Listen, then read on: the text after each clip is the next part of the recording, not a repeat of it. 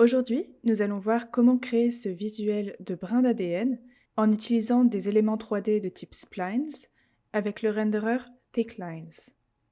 Pour commencer, on va créer une ellipse.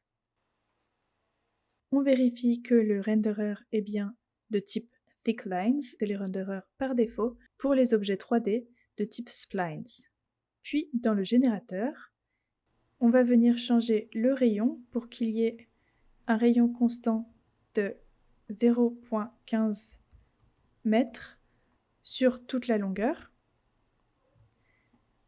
et seulement 2 tours entre le haut et le bas de l'ellipse. Ensuite, je vais créer un modifier de type opérateur, repeat, avec seulement 2 répétitions pour les 2 ellipses qui vont permettre de créer cette forme de brin d'ADN. Je vais donc avoir une rotation de 180 degrés entre les deux. Maintenant, on va vouloir créer les petites barres qui vont venir relier ces 2 ellipses pour former la forme d'ADN. Pour cela, je vais tout simplement créer un segment qu'on va faire commencer à moins 0,14 et finir à 0,14 pour qu'il relie bien les 2 ellipses. Je vais le placer tout en bas des ellipses à moins 1 mètre. Je vais également ajouter un modifier repeat avec 20 répétitions et je vais venir en placer jusqu'en haut de mes ellipses. Maintenant, je vais vouloir que ces répétitions suivent la même torsade que mes ellipses. Je vais donc ajouter une rotation jusqu'à obtenir la même torsade. Maintenant, on va créer une caméra pour choisir le point de vue. Je clique sur cette icône pour que ça devienne le point de vue courant de la composition. Ici, c'est pas mal.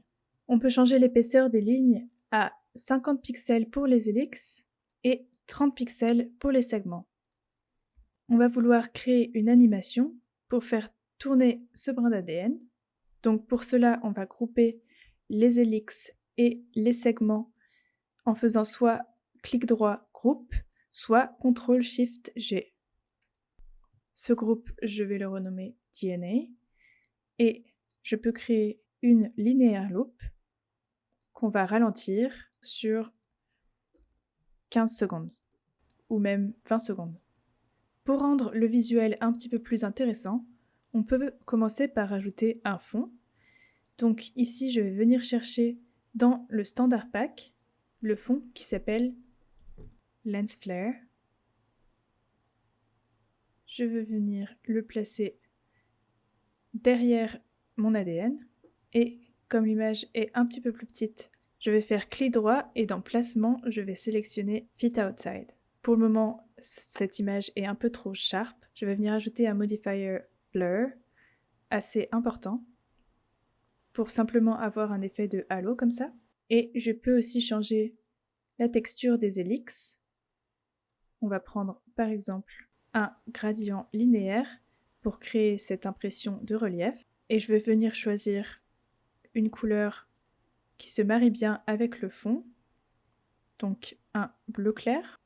On va venir appliquer la même texture au segment en maintenant Alt et en faisant un drag and drop sur la texture. Maintenant, on va vouloir appliquer un effet de feedback sur l'ADN, mais pour ne pas qu'il affecte l'image de fond, on va créer une compo pour le groupe 3D, Make Compo, et on va mettre le modifier feedback sur cette compo. On voit donc qu'il y a un léger effet de feedback lorsque les ellipses bougent, que je vais venir baisser à 70%. Pour rendre le visuel encore plus intéressant, on va venir ajouter un effet comme s'il y avait des petites particules qui flottaient autour de ce brin d'ADN. Pour cela, je vais créer une nouvelle compo dans laquelle je vais créer une grille de points. On peut mettre l'animation en pause le temps de travailler sur la grille de points. Et je vais renommer cette compo Particles. Cette grille de points, on va lui donner une taille de 2 mètres pour que ça couvre l'ensemble de l'hélix. Et on va venir baisser la précision à 5 pour qu'il y ait un nombre raisonnable de particules. Pour le moment, la disposition des particules est très régulière, donc pas très naturelle.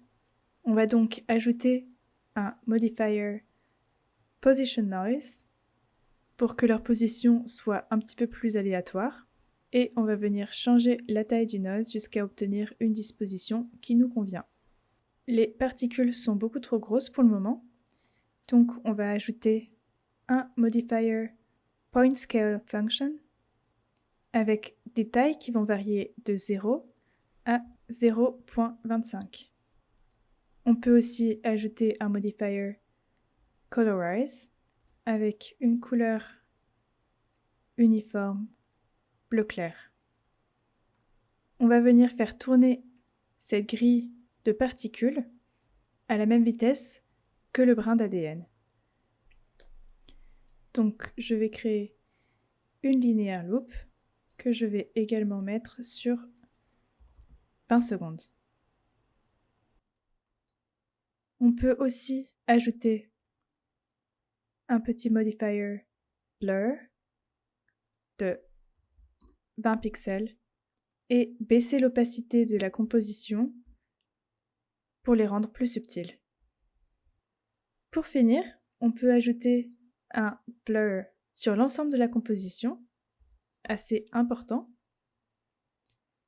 et on va lui mettre un circle mask inversé, dont on va augmenter la taille pour flouter juste les coins, et on va mettre beaucoup de feather pour lisser la démarcation.